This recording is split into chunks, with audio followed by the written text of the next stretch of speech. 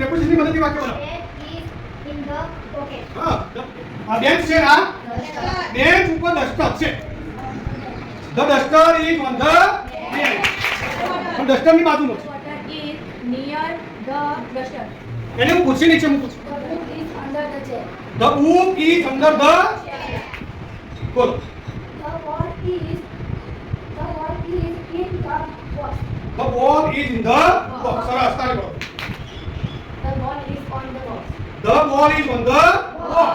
Ball is જબરદસ્તી વાક્ય બનાવો. The ball is near the box.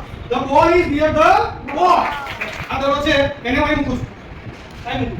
ચલો વાક્ય બનાવો. The ball is under the table. The ball is under the વિશેષ કહેવાય. શું કહેવાય? એક વસ્તુ કે વ્યક્તિ બીજા વસ્તુ કે વ્યક્તિના સાપેક્ષમાં ક્યાં છે એ બતાવે એને પ્રિપોઝિશન કહેવાય.